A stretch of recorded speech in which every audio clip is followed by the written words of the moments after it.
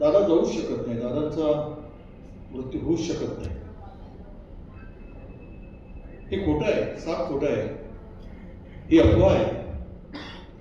अशा प्रकारचं संपूर्ण मन हेलावून टाकणारी घटना महाराष्ट्रामध्ये दादाच्या गाण्याने घडली. मी अनेक वर्ष त्यांच्याबरोबर विधिमंडळात मंत्री म्हणून काम केले. खरं तर प्रशासनाला कसं हाताळायचं आणि प्रशासनाला बरोबर कसं काम करून घ्यायचं प्रशासनाकडून, हे जर मुळात मी शिकलो असेल तर ते अजितदादांच्याकडून. ज्यावेळेस 7-8-9 मध्ये मी त्यांच्याबरोबर त्यांच्या 3 खात्याचं राज्यमंत्री म्हणून काम केलं. दादा जेवढे असं वाटायचे लोकांना की अजित पवार म्हणजे फार रागवणारे मनुष्य व्यक्ती आहे, रागवणारा नेता आहे, म्हणजे राग असलेला नेता असतो. पण जेवढं तुम्ही जवळ जाल तेवढं त्यांचं मन फार हळू होतं. समजून घेण्याची आणि काम करण्याची हातोटी. अनेक प्रसंग त्यांच्या आठवणीमध्ये आज सांगता येईल. सगळे खरं तर लोकांची कामं घेऊन येताना अजितदादांच्याकडे जायचं तर तो सिरस्थ होतं की त्यांनी त्या संबंधित व्यक्तीचे नंबर घेऊन गेले तर ते काम लवकर होतं.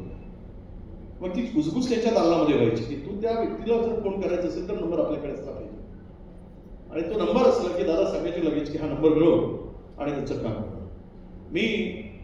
आम्ही सगळ्यांनी, आपण सगळ्यांनी अनेक राजकीय क्षेत्रात, सामाजिक क्षेत्रात, विविध क्षेत्रामध्ये काम करतो. पण कामाची हातोटी आणि कामाला न्याय देणं, जनतेला न्याय देणं आणि कामाचा निपटारा करणारा या स्पीडचा महाराष्ट्रात दुसरा नेता होऊच शकत नाही. अशा प्रकारचे नेतृत्व कुणीच असं होऊच शकत नाही. अनेक नेत्यांच्या जवळ घेऊ. आम्ही तर इतकी वर्ष झाली समाजकारणामध्ये, राजकारणामध्ये काम करतो. त्यावेळेस भाऊ वशीकृत प्रकल्पाचा विषय होता. आपण सगळ्यांनी तो प्रकल्प उभा केला आणि त्याच काळामध्ये मी नॅशनल प्रकल्प झाला आणि मला त्यांच्याबरोबर त्या विभागाचे राज्यमंत्री म्हणून काम करण्याची संधी मिळाली. ते सिंचन खात्याचे मंत्री होते. त्या प्रकल्पासाठी वैदर्भीय मंत्र्यांच्या पेक्षा अधिकची तळमळ मी अजितदादांच्याकडे हे काम करून, आणि त्या झपाट्यानं त्या प्रकल्पाच्या ते मागे लागले. म्हणजे असं कुठे नाही की रिजनल आपण विचार करतो, पण त्यामध्ये मला कधीच दिसलं नाही की त्यांच्याकडे असं कुठलं काही विचार आहे किंवा असं रिजनल तो भेदभाव आहे. अनेक वेळा मतभेद झाले होती, पण दुःखही याचं होतं की जिथे होते तिथेही अनेक आरोपांच्या फैरी त्यांच्यावर, पण ते कधीच डगमगता दिसले नाही. जो माणूस दृढनिश्चयी असतो, त्याला काम करायचं असतं, त्याच्यावर आरोप होत असतात. त्या आरोपांना विचलित न होता त्या सगळ्यातून बाहेर पडून महाराष्ट्राला न्याय देणारा नेता म्हणून या नेत्याची ओळख आपण सगळ्यांनी पाहिली. मला वाटतं की ज्या चर्चा या अपघातानंतर काही घडल्या, चर्चा सुरू, कोणी म्हणतात की दादा अजून जिवंतच आहे. काही सोशल मीडियावरचे सगळे पोस्ट पाहिल्यानंतर प्रत्येकाला वाटतं की अजित दादा नावाचा हा माणूस खरंच जिवंत असायला पाहिजे. शेवट विधिलिखित असतं, जन्माला आला त्याला जायचं असतं, पण लोकप्रिय नेता, त्याला मॉस लीडर म्हणतो, सदैव दालन भरलेलं असायचं.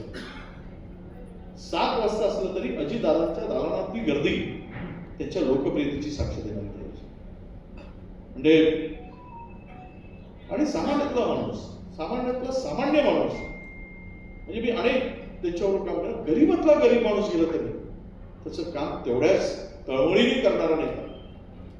कोणी चेहरे बघून काम करतात, पण हा नेता पाहिला मी लोकांचे पाय बघून काम करणारा नेता होता. असा नेता महाराष्ट्राला कोणी नाही. मी माझ्या विधिमंडळ काँग्रेस पक्षाचा नेता म्हणून आणि माझ्या कुटुंबातर्फे, माझ्या पक्षातर्फे या जाण्याने महाराष्ट्राची प्रचंड हानी झाली. अशा लोकनेत्याला मी श्रद्धांजली अर्पण करतो. थांबतो. धन्यवाद.